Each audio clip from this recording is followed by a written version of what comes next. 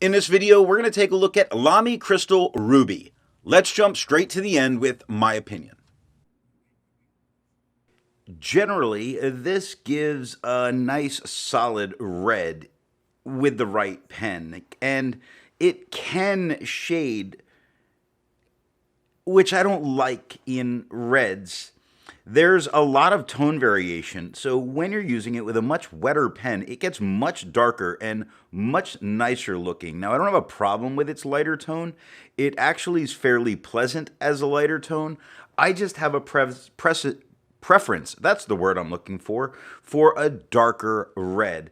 And this one just isn't it. Now, it's not obnoxious by any means on the page. It's not like it's screaming at you, error. It's not. It is very pleasant as a color. Just red isn't my thing. And I do have a preferred red that I go to when I'm looking for one. This just isn't it.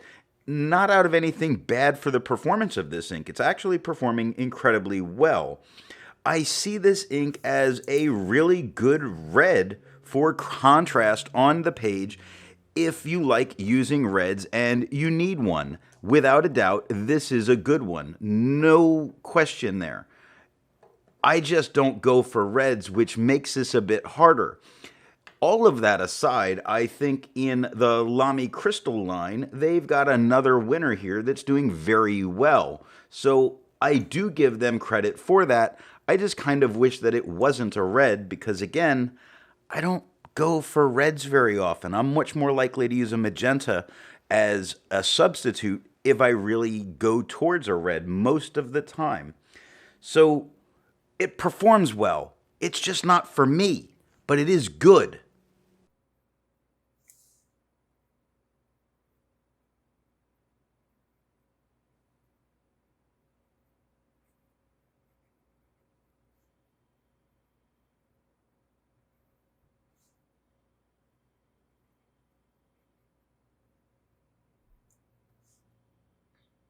I like to change things up by using a different pen each day. Today that pen is a Moleskine Fission with a broad nib. It's inked up, used for a day, and used to take the notes for this video. To see how I arrived at that opinion, let's take a look at the first writing sample done on Clairfontaine.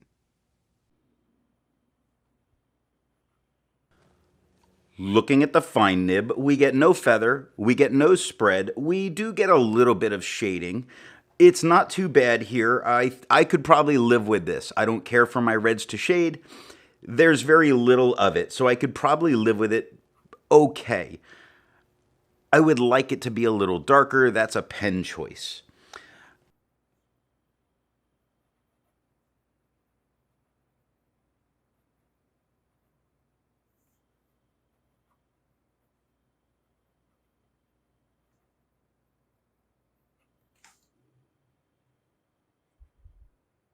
The medium nib is much darker than the fine. It has no feather. It has no spread. Now this is a medium flow, medium nib, and we do get a bunch of shading here. So when I'm looking at it, I see the darker tones that show up in the word chapter or it.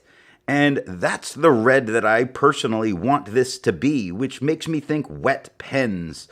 That's what I want here, not this medium flow.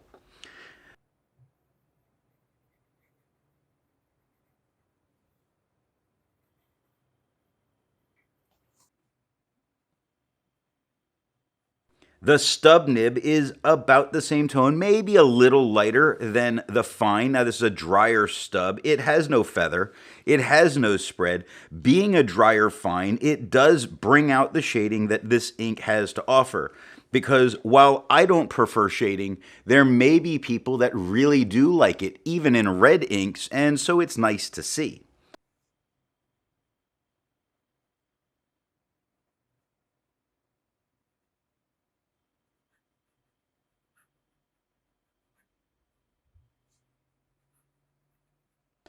Looking at the back of the page, we get almost nothing for ghosting and no bleeding. To have a range of experience with this ink, all of the writing samples are done with a Hero 7035 with a fine nib,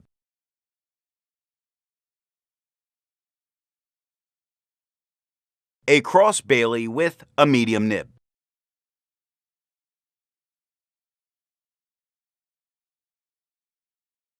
a Pilot Metropolitan with a 1.0 stub,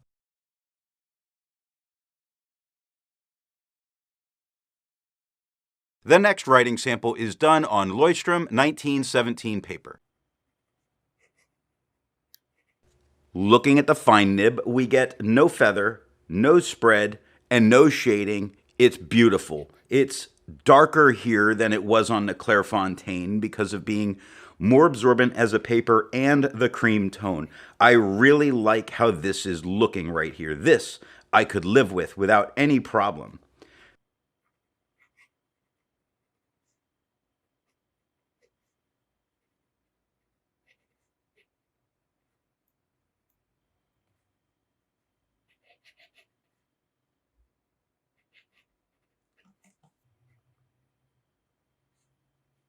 The medium nib is much darker than the fine. Now, even still, while I said I could live with that fine, I would love for it to be a much darker tone. This medium has no feather, it has no spread. It does have some shading that shows up in it, like you'll see on the second line, the word roots. It goes from lighter to lighter again, and I get stuck on that because I don't want to draw attention in that way to my writing in red.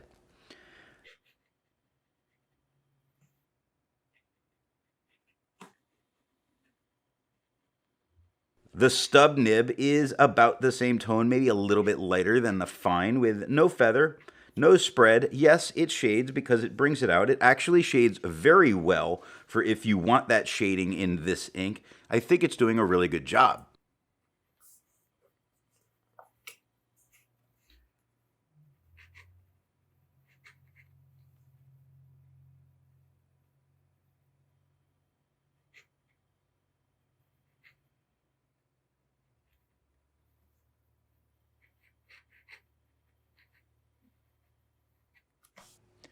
The back of the page has minimal ghosting and no bleeding. I agree with Vita. There's a lot to learn by doing multiple chromatographies.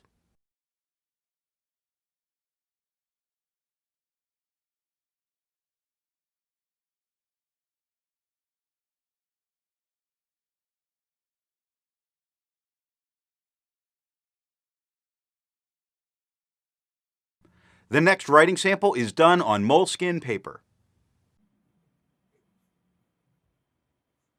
Looking at the fine nib, we get no feather, no spread. A couple of moments of shading do happen. I'm not a fan of this ink on this paper. It's not as dark as it was on the Leuchtterm. I preferred it a little bit more there than I do here.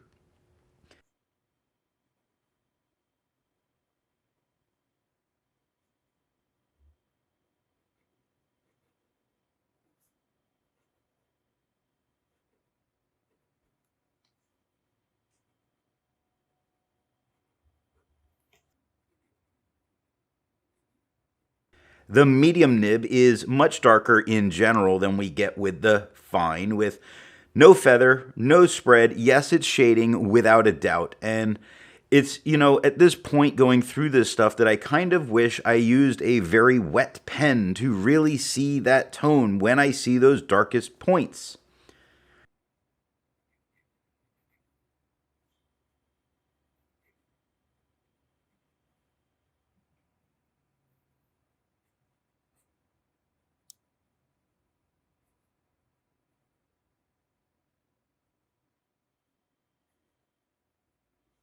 The stub nib has no feather, no spread. It's a little lighter than the fine as we've had.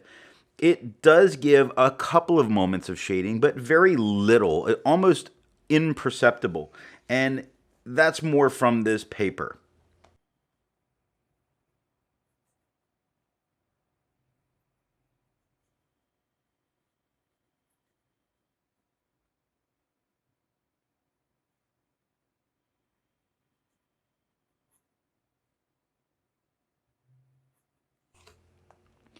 Looking at the back of the page, we have a minimal of ghosting and no bleeding. Resistance tests are done to see how this ink can be expected to perform on the page, and more importantly, how hard it may be to clean from your pen. This smear is allowed to dry for 3 days before testing it. And here we see the results of the resistance test.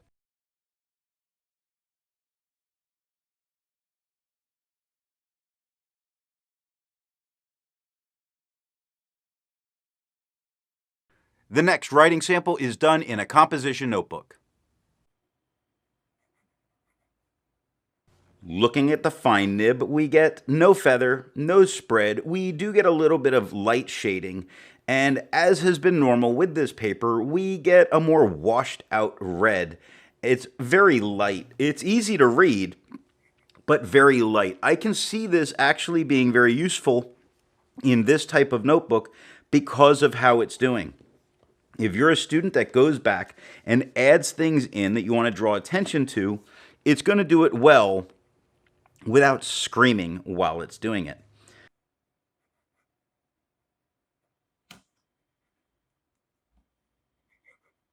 The medium nib is just a little bit darker than the fine, not much darker, only a little bit. It has no feather, it has no spread. It does have a little bit of color variation. Regretting not choosing a wet pen here. It's going very well for on this paper for the writing. I think the fine personally looked better here than the medium does, but that's always a user choice.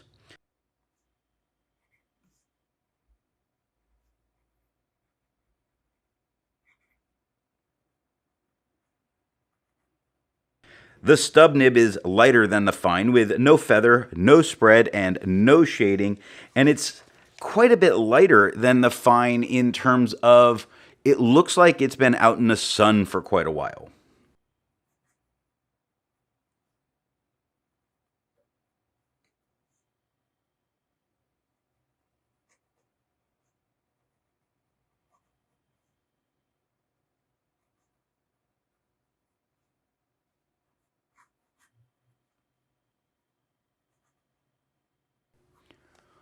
Looking at the back of the page, we see a very minimal of ghosting, and we had no bleeding that touched the page underneath.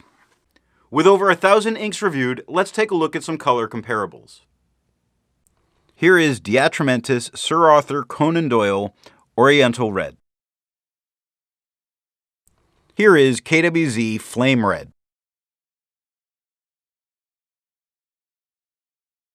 Here is Mont Blanc William Shakespeare. Here is Private Reserve Dakota Red. The next writing sample is done in a Mead 5-star notebook. Looking at the fine nib, we get no feather, no spread, no shading, a nice dark tone of red here. I really like what I'm seeing with this. On this paper, I am getting from the fine nib the tone that I'm after for this red. It's really looking good.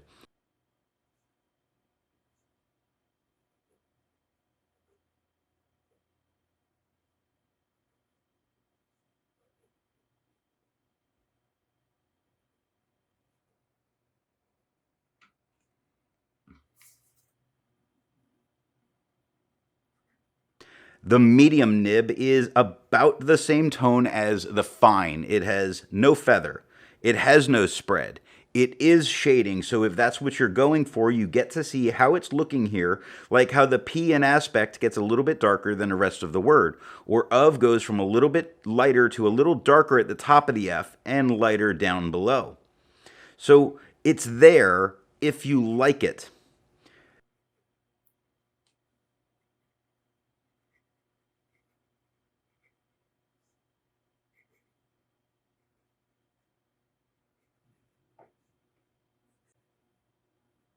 The stub nib is still lighter than the fine. It's a dry stub. It has no feather. It has no spread. It gives very light moments of shading. Nothing really stand out here. I think it's doing really well on this paper, or the paper's doing really well with the ink, however you would look at that.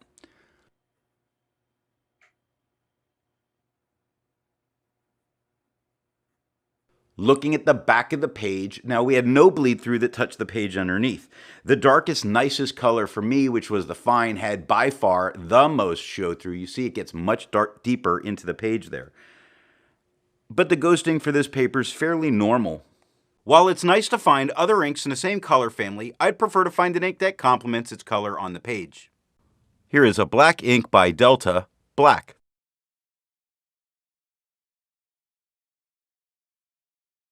Here is a green ink by Krishna, their Shamrock.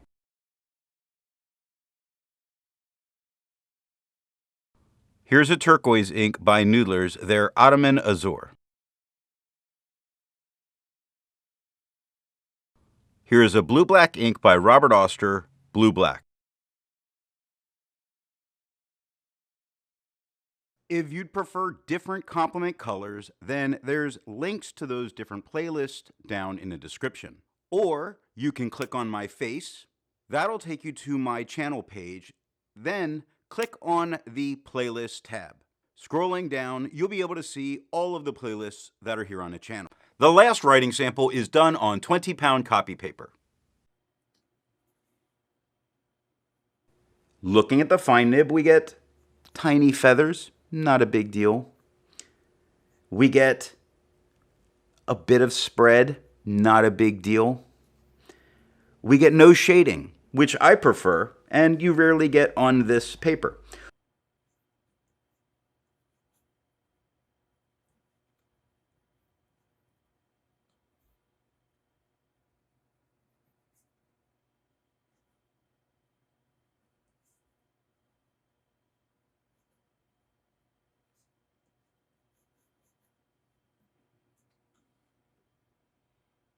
Looking at the medium nib, we get tiny feathers in your lines. Tiny feathers all the time. We get a little bit of spread. We get no color variation, no shading in it. Just a plain red, same tone as the fine.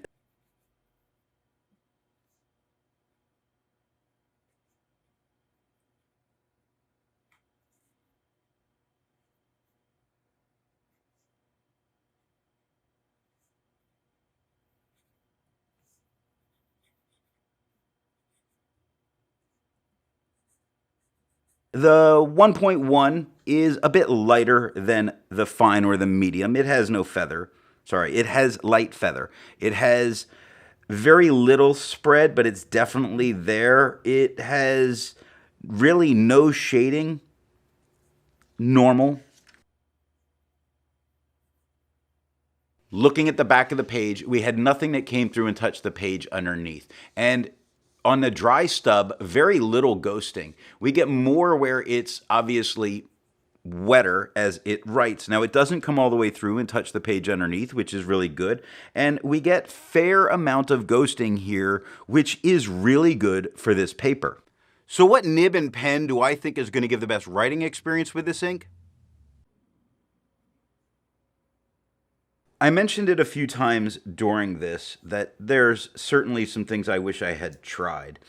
If the pen isn't wet enough, you get shading, which I don't like in my red inks. But that's me having made those choices for those pens. A medium to dry pen will really give, or a medium to dry flow pen will really give you that shading if that's what you want.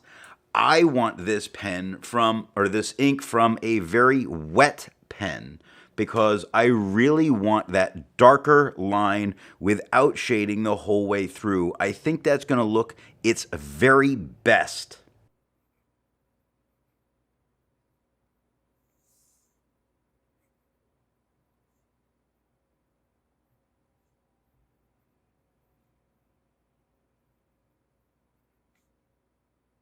Thanks for watching.